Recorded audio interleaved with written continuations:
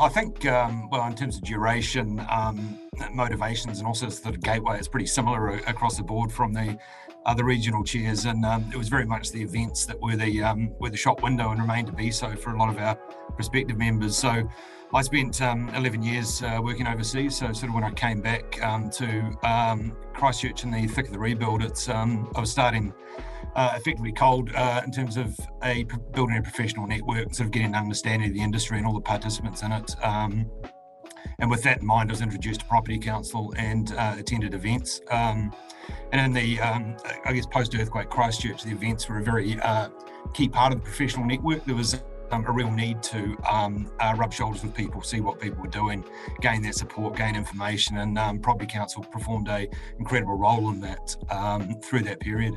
On the back of that, I then sort of put my hand up at the next AGM for a seat on the committee. I was lucky enough to be elected onto it, and from there sort of on through vice president, then president, then sort of renamed as a chair, and then on the national board. So they have been some really interesting tables, and the information and the relationships sort of built through them have just been invaluable.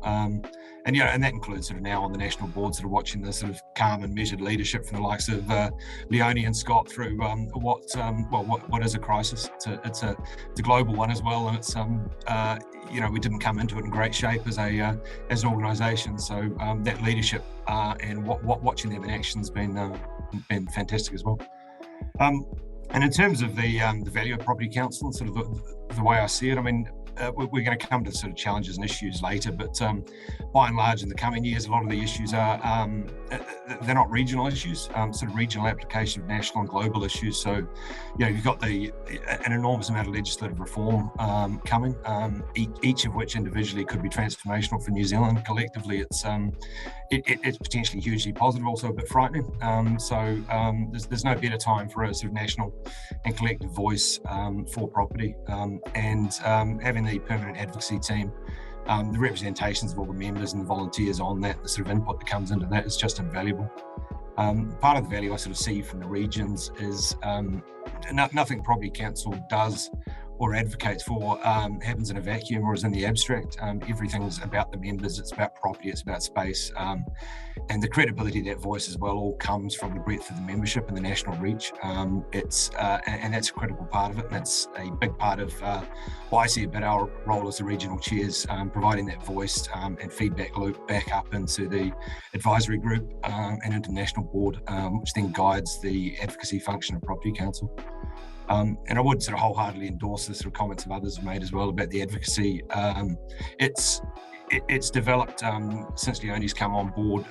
There's a complete reset and a lot of workshops done with members just to get a sense of what was important to members and get a focus on the principles of what we're standing for in terms of advocacy. Because part of what makes Property Council successful is everyone sitting around the table is actually invested in what they're doing. But that then necessarily creates conflicts in terms of the direction of where we go. So actually having principles underpinning everything we do in advocacy is absolutely critical. And that's been a real plus point over the last few years. And it will continue to be so as we really, really do engage with some big chunky national advocacy programs, particularly in the sort of resource management reform space.